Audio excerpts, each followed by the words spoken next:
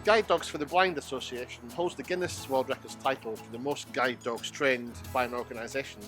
At the end of last year, 33,910 dogs had gone through the training. So to find out more about this amazing organisation and how a dog qualifies to be a guide dog, we've come here to the Guide Dog Training School in Redbridge in East London. So this is Blossom. I've had her in training now for 5 weeks. She's a Labrador Cross Golden Retriever. So what we're going to do here is work on her recall response. And what we want her to do is to make contact with me as the handler. So I'll do something called touch. So I get her to touch my fist just to let me know that she's there. Because obviously if it was a guide dog owner, maybe she sat in front and didn't make contact, they might not be aware that she was there. So it's really important. Ready and touch. Yes. Lovely. Sit. Wait, touch. Yay, good girl. So I'm just going to let her off now so she can have a real blast and have a bit of fun. Wait. Go free then. She really has a mad half hour. She'll love all this. So if we do a recall in a minute. Blossom, come. Good girl, lovely.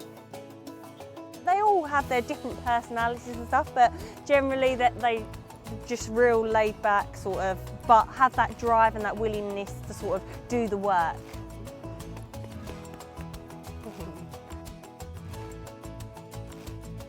Right, so this is Lacey. She is just over 1 year old. She's been with me now for 5 weeks in training. She too is a Labrador Cross with a Golden Retriever. So we're just going to do a little bit of house obedience now, going through doors, just nice and slow, calm, relaxed temperament you want.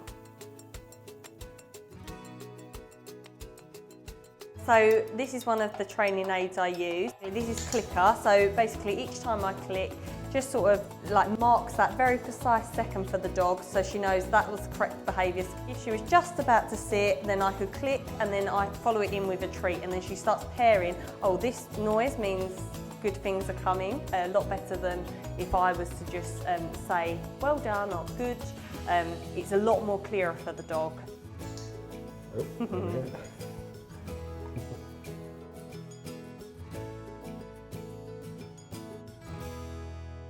This is Griffin Corgi. He comes on site quite regularly every day, and so it's really great to have people's pet dogs on site so we can work on things like distractions, because the dogs really need to get used to working past distractions. Lacey, nice. So this is our artificial obstacle course, and we're just teaching them really how to bend in and over so that they navigate it properly, leaving enough room for the guide dog owners to stay safe as well as themselves. So Georgina's taken us through the introductory stages of the guide dog training. Now we want to go to stage 2, they're slightly more developed. We have Charlotte here, and Charlotte's going to give us an example of more advanced training. So Charlotte, what's your role here? So I'm a guide dog trainer here, and this is my dog Misty.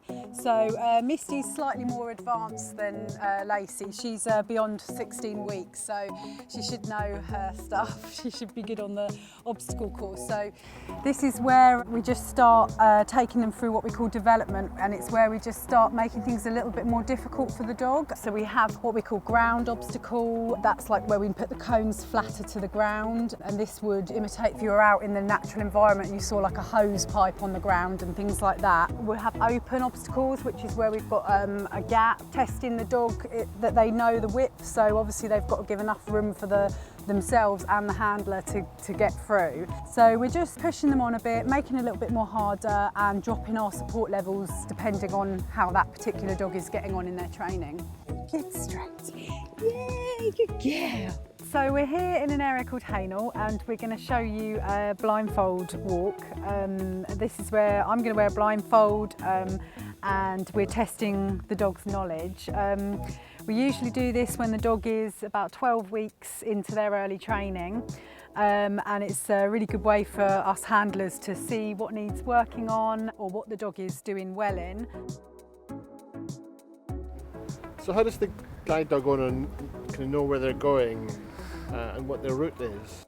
So we train the guide dogs. The guide dogs are always trained to work in a straight line. So unless anything else in the environment tells the dog otherwise, they will always work to their final curb. And a guide dog owner will use things like the number of curbs, and they'll use their other senses to know where they are en route. So they might do a route to the doctors and know that they come to 3 curbs, so they go over 3 roads and then they turn right. So it's very much they work.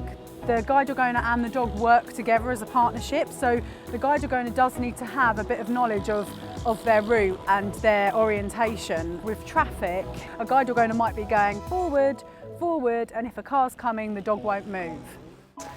You're going to find me that curb? Where is it? Find that curb. Find it then. Find the curb.